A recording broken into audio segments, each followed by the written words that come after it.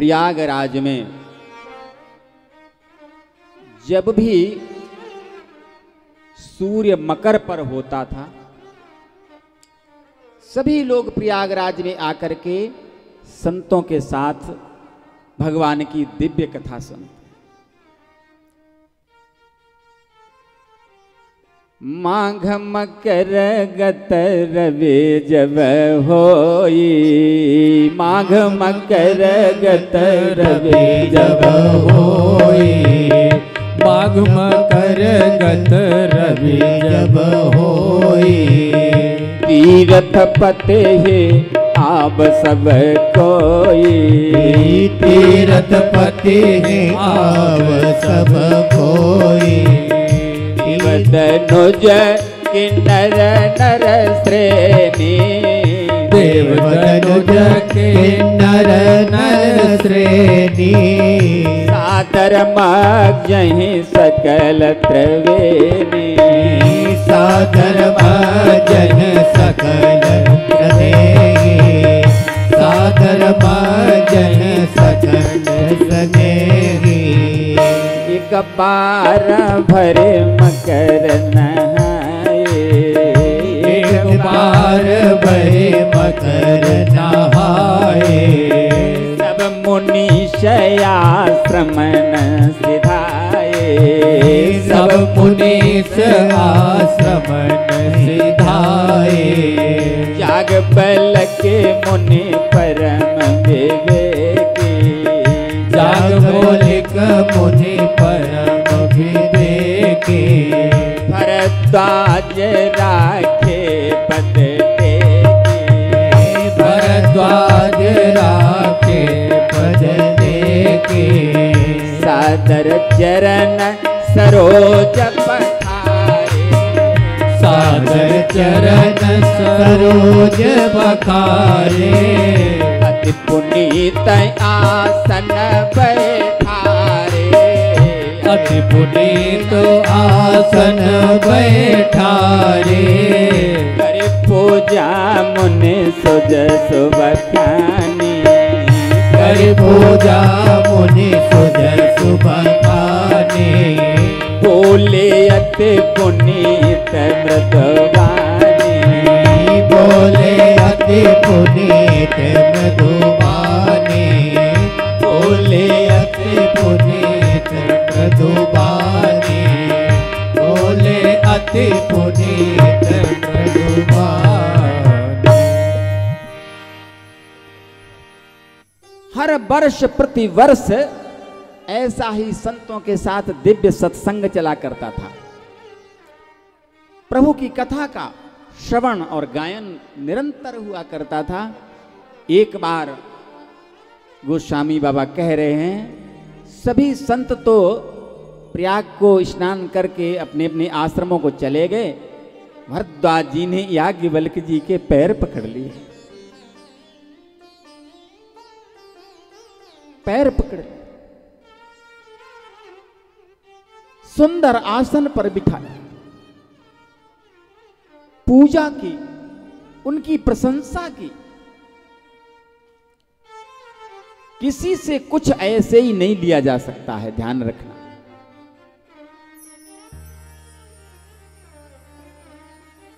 यदि किसी से कुछ लेना है तो बिना सेवा के कुछ मिलने वाला नहीं है, पहली बात।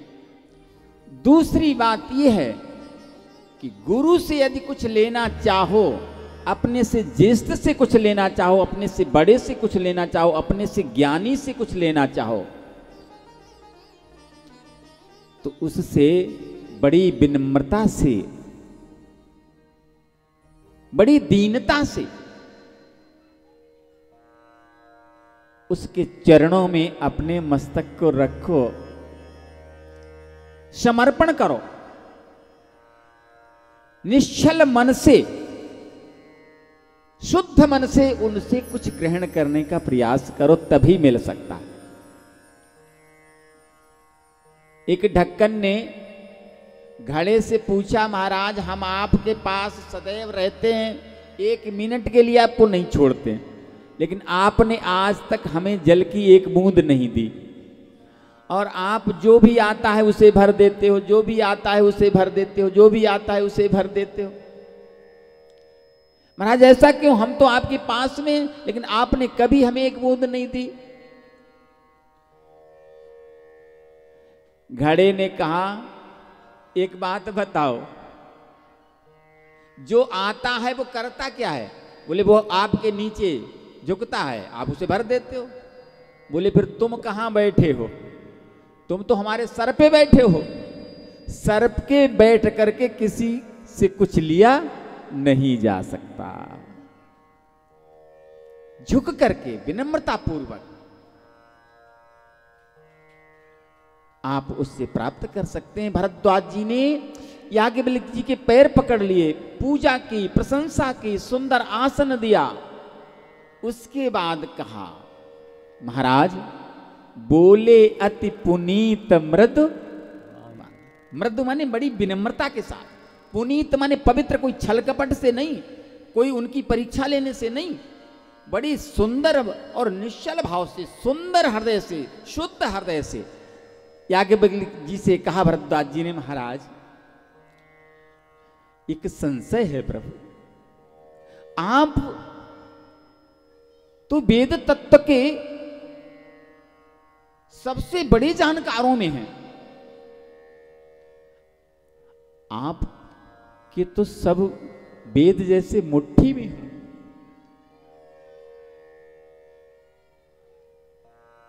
क्या संशय है? याज्ञवल्क्य जी ने कहा, भरद्वाज जी ने कहा, महाराज हमें संशय ये है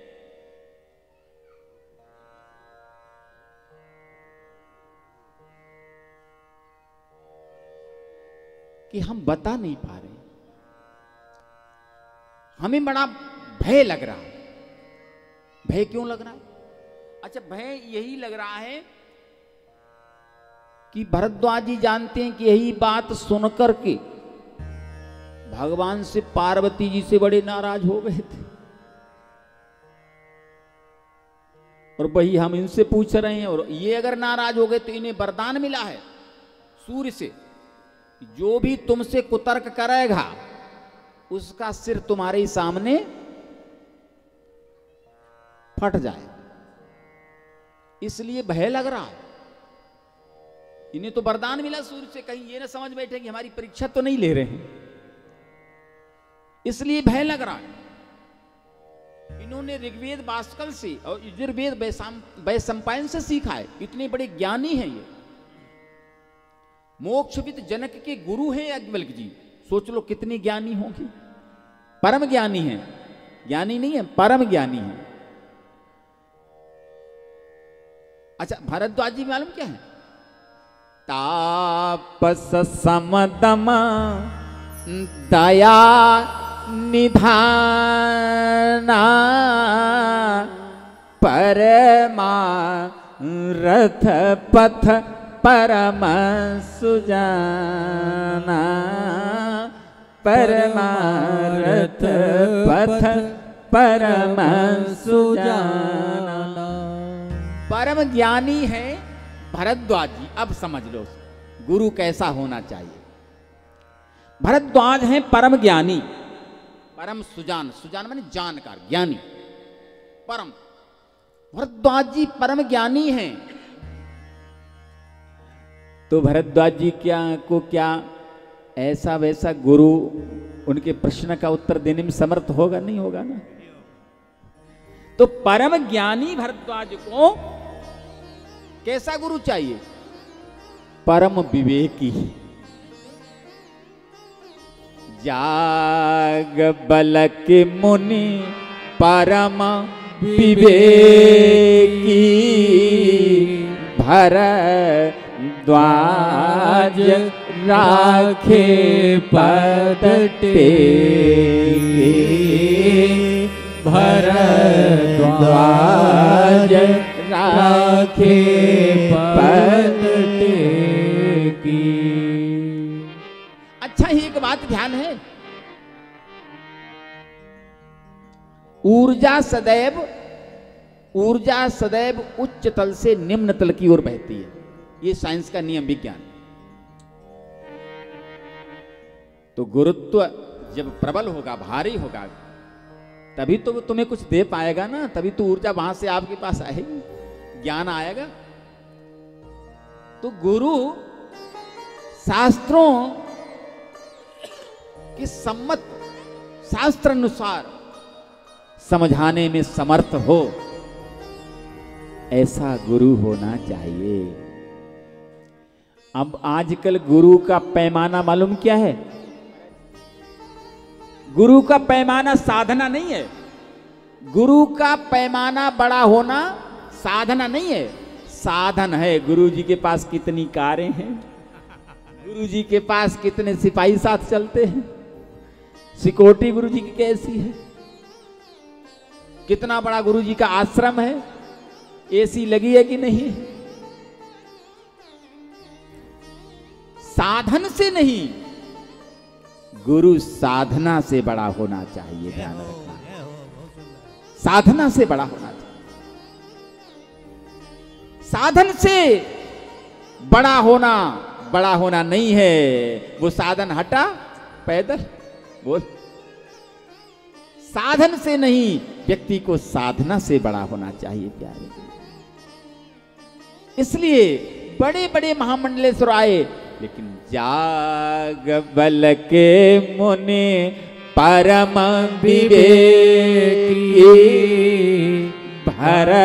भरद्वाज राखे पद टेकी, भरद्वाज राखे पद टेकी। अब दूसरी बात जो भरद्वाज जी ने कहा, महाराज हमें भय और लज्जा लग रही है। कहत सुमय मोहि लागत भय लाजा। मुझे भय भी लग रहा है और लज्जा भी लग रही है। क्यों? भय तो बता दिया हमने कि ये बड़े ज्ञानी हैं, परम ज्ञानी हैं, सूर्य से सीखा है इन्होंने, और सूर्य की बड़ी तपस्या की, उनसे वरदान प्राप्त हुआ, वास्कल से और वैशंपायन जी से सीखा है, मोक्षविद जनक के गुरु जी हैं ये, और परम ज्ञानी है। इसलिए भय लग रहा है, कहीं ये न समझ लें कि ये हमारी परीक्षा तो नहीं ले रहे, श्राप दे दें हमें, इसलिए भय लग। अब लज्जा क्यों लग रही है? लज्जा इसलिए लग रही है कि भरद्वाज जी भी मालूम किसके शिष्य हैं। भरद्वाज जी किसके शिष्य हैं? भरद्वाज जी वाल्मीकि जी के शिष्य हैं, जिन्होंने रामायण लिखी, और जिसने रामचरित्र लिखा हो, वो गुरु हो जिसका, और वो जाके बल्कि से पूछ रहा है राम कौन है। इसलिए बोली बड़ी लज्जा आ रही है प्रभु। ये सोचेंगे वाल्मीकि जी के शिष्य होकर के हमसे राम के विषय में पूछ रहे हैं, इससे बड़ी लज्जा की बात और क्या हो सकती है। और भी लज्जा लग रही है कि प्रयाग जैसे महातीर्थ में, प्रयागराज में निवास करते हैं, सत्संग करते हैं संतों का, और फिर भी राम को नहीं जान पाए। कोई अज्ञानी बन के यहां बैठे हुए हैं, क्या करते हैं? इसलिए लज्जा लग रही। और अनर्थ क्या होगा? बोले जो न कहां बड़ होई अकाजा। अगर हम कहेंगे नहीं तो अनर्थ हो जाएगा महाराज। तो अनर्थ क्या हो जाएगा? बोले अज्ञानी रह जाएंगे, और अज्ञानी रह जाएंगे तो फिर पुनरपि मरणम पुनरपि जन्मम पुनरपि जननी जठरे सैनम। इसलिए भी